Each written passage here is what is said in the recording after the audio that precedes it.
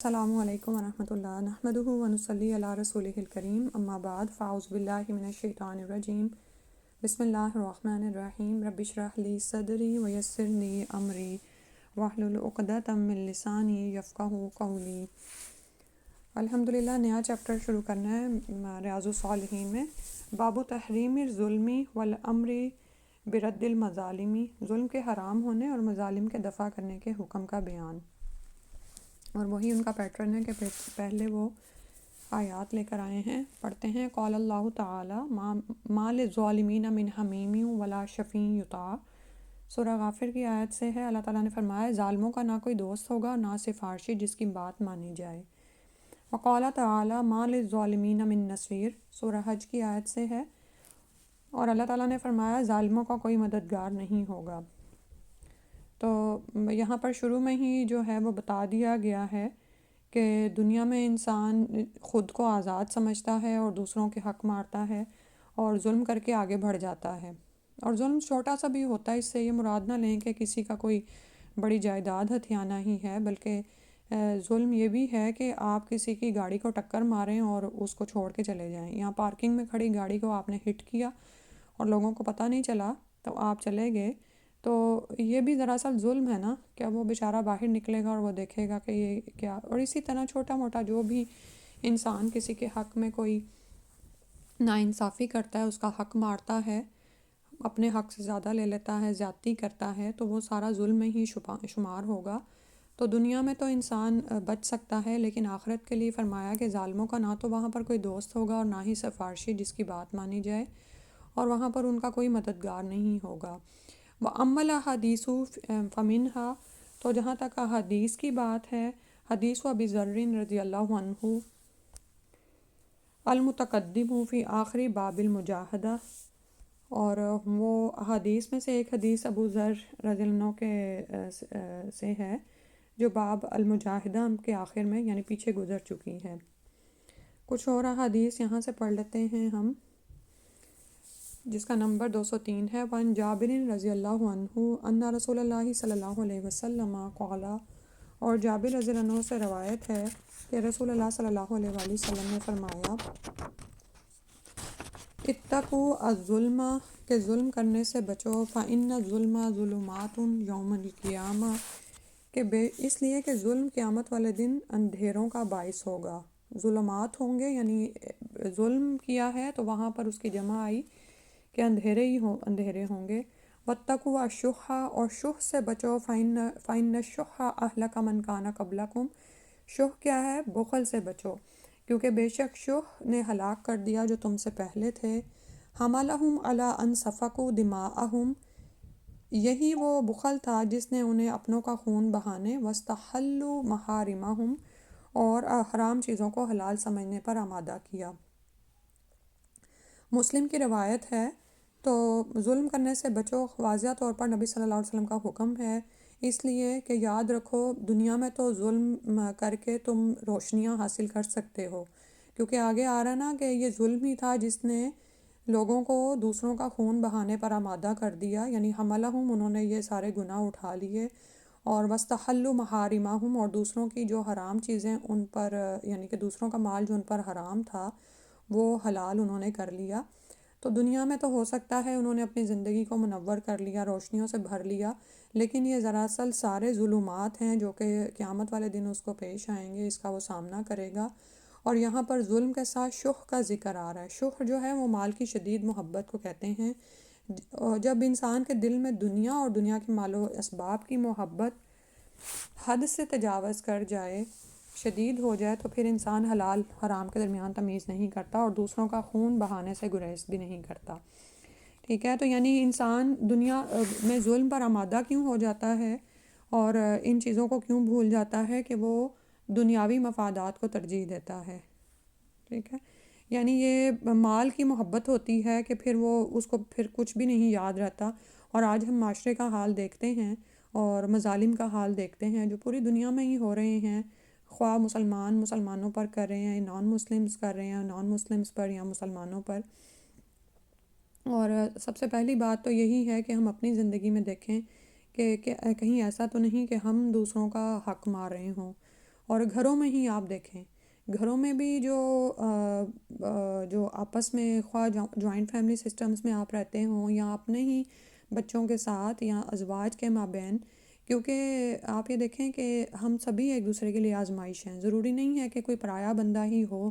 تو اس کے ساتھ ہی ہماری کوئی اس طرح کی حقوق و فرائض کی جنگ ہو، بلکہ ازواج کے مابین ہی اور اسی طرح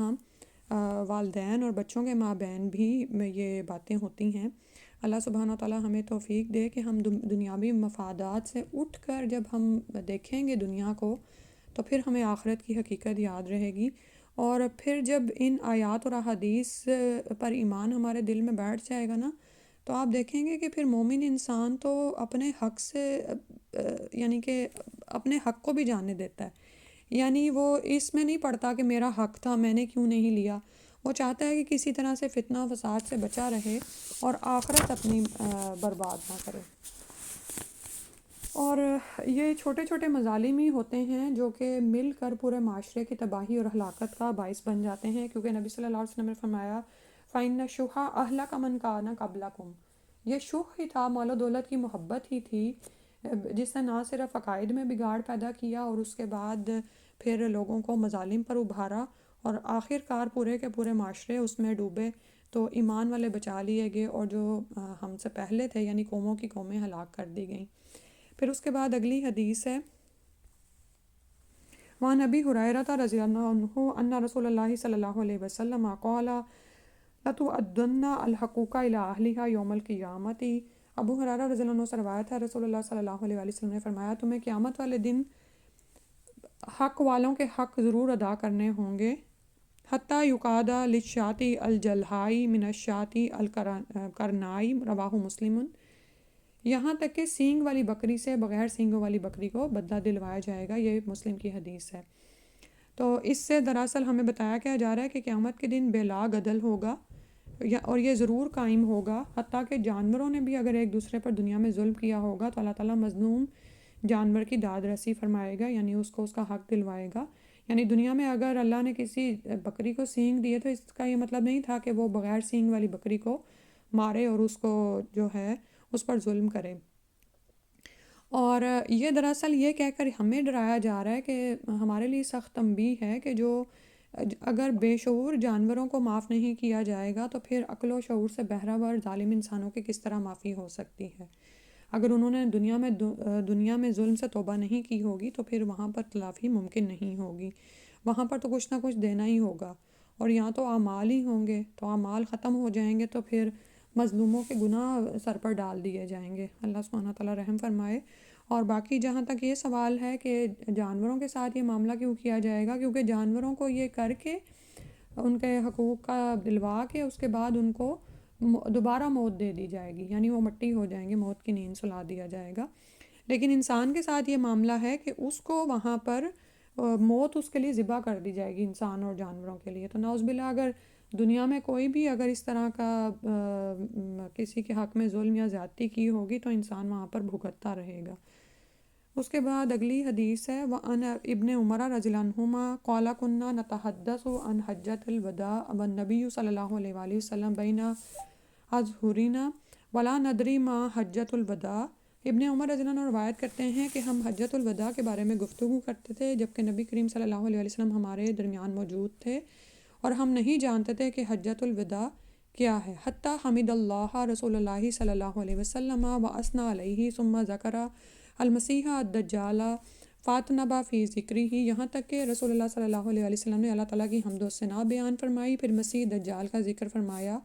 اور اس میں تفصیل سے کام لیا، یعنی اس کے ذکر میں وقالا اور فرمایا ما بعث اللہ من نبی الا انذرہ امتہ انذرہ نوح والنبیون من بعدہ، جس نبی کو بھی اللہ نے بھیجا اس نے اپنی امت کو اس سے یعنی دجال سے ضرور ڈرایا، نوح علیہ السلام نے اس سے ڈرایا اور اس کے بعد آنے والے نبیوں نے بھی۔ وَإِنَّهُ إِن يَخْرُجْ فِيكُمْ فَمَا خَفِيَ عَلَيْكُمْ مِنْ شَأْنِهِ فَلَيْسَ يَخْفَى عَلَيْكُمْ،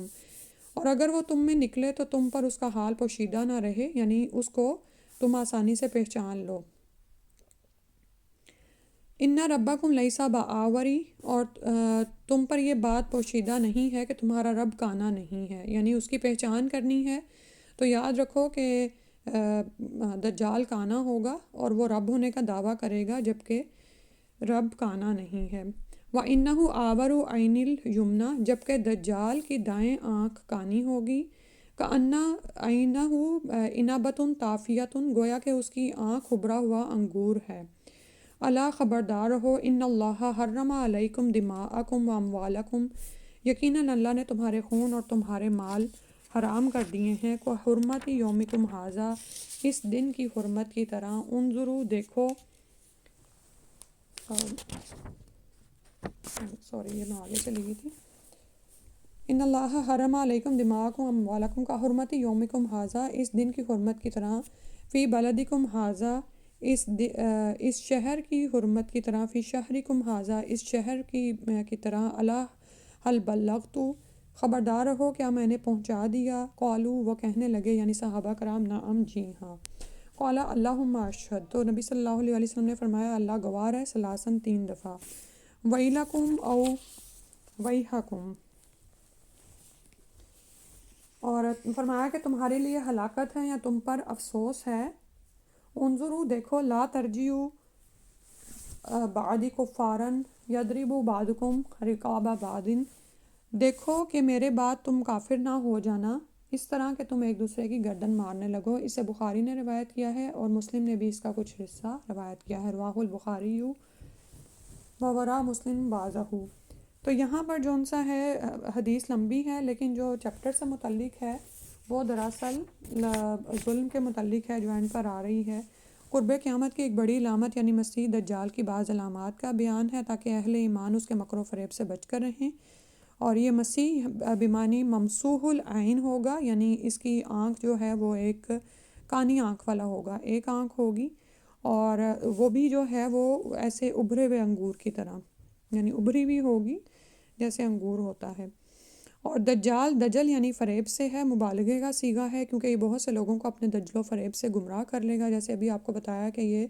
رب ہونے کا بھی دعویٰ کرے گا۔ تو یاد رکھو کہ تمہارا رب کانا نہیں ہے، اور آگے جو فرمایا ہے کہ اللہ نے تمہارے مال اور تمہاری، یعنی کہ ان اللہ حرم علیکم دماءکم و اموالکم، یعنی آپ یہ دیکھیں، اور پھر اس کے بعد فرمایا کو حرمت یومکم ھذا فی بلدکم ھذا فی شہرکم ھذا، کہ تمہارے مال اور تمہاری جانیں، خون اور مال ایک دوسرے پر حرام ہیں، جیسے اس شہر میں تمہارے اس مہینے، تمہارے اس دن کی حرمت کی طرح۔ تو سبحان اللہ، اس دن کی یعنی حجۃ الوداع کے دن کی قسم کھائی اس کی حرمت بیان کی جا رہی ہے، اور شہر کی، اور تو پھر کتنی بڑی حرمت ہے یہ، جس کو کوئی بھی انسان ناحق پامال نہ کرے، خواہ وہ کسی کا مال ہے یا وہ کسی کی جان ہے، تو اگر کوئی ایسا کرتا ہے تو وہ بہت بڑا ظلم ہے اور اس کا بدلہ اس کو آخرت میں دینا پڑے گا، ٹھیک ہے۔ تو ہر مسلمان دوسرے مسلمان کی جان، مال اور عزت و آبرو کا محافظ ہے، نہ کہ ان کا دشمن ہے۔ اور اس میں آپ یہ دیکھیں کہ یہ جو فرمایا نا کہ اس شہر کی حرمت ہے، اس مہینے کی حرمت ہے، اور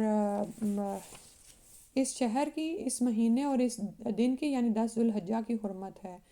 تو آپ یہ دیکھیں کہ وہاں پر جو بے حرمتی کرتا ہے وہ سزا سے نہیں بچ سکتا، سزا فوراً ہی اس کا تعاقب کرتی ہے، ٹھیک ہے۔ اور بہت سے لوگ ایسے بھی سنیں گے کہ جنہوں نے بتایا کہ جب وہ اس شہر کی حرمت کرتے ہیں، وہاں کے رہنے والوں کی، اس دن کی اور اس مہینے کی، اور محرم یعنی کہ حرمت والے تو سارے ہی مہینوں کی حرمت ہے نا، اور خاص طور پر یہ ذوالحجہ کا بتایا جا رہا ہے، تو وہ اس کا ثمر بھی دنیا میں ہی دیکھ لیتے ہیں، یعنی بہت سے ایسے لوگ ہیں جو کہتے ہیں ہر سال ہمیں بلاوا آتا ہے، اور اس کی ایک وجہ انہوں نے یہ بیان کی کہ انہوں نے کبھی آ کے یہاں پر وہاں کی برائیاں اور ایسی چیزیں بیان نہیں کی ہیں، اور وہاں کی حرمت کرنا، عزت کرنا، ظاہری طور پر بھی، باطنی طور پر بھی، تو اور پھر اسی طرح سے انسانی جان اور مال کی حفاظت، ٹھیک ہے، یعنی اس کی عزت کرنا، یہ ہم سب کو اپنی زندگیوں میں دیکھنا چاہیے۔ اور پھر یہ کہ یہاں آگے تو یہ آ رہا ہے نا کہ تمہارے لیے ہلاکت ہے یا تم پر افسوس ہے کہ تم میرے بعد کافر نہ بن جانا کہ تم ایک دوسرے کی گردن مارنے لگو، لیکن گردن مارنے سے بھی پہلے بعض اوقات ہم لوگوں سے قطع تعلقی کر کے ان کو ہلاک کر دیتے ہیں، ان کو بعض اوقات ذہنی طور پر، جذباتی طور پر یا جسمانی طور پر تکلیف دے دیتے ہیں، بعض اوقات یہ ہم اپنے بچوں کے ساتھ یا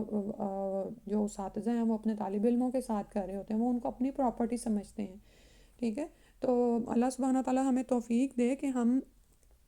لوگوں کے ساتھ ایسا معاملہ کریں کہ جو ہم اپنی چیزوں کو اہمیت دیتے ہیں. کیونکہ احسان کا مطلب کیا ہے کہ آپ دوسروں سے وہ معاملہ کریں جو آپ اپنے ساتھ پسند کرتے ہیں. آپ نہیں چاہتے کہ آپ کی کوئی غیبت کرے، آپ کی کوئی عزت پر حملہ کرے، آپ کی کوئی جان پر حملہ کرے، آپ کے جذبات کو کوئی ٹھیس پہنچائے، یا اسی طرح آپ نہیں چاہتے کہ آپ کا مال کوئی بلا وجہ ہتھیا لے. بعض اوقات تو اپنی چیزوں کے بارے میں اتنے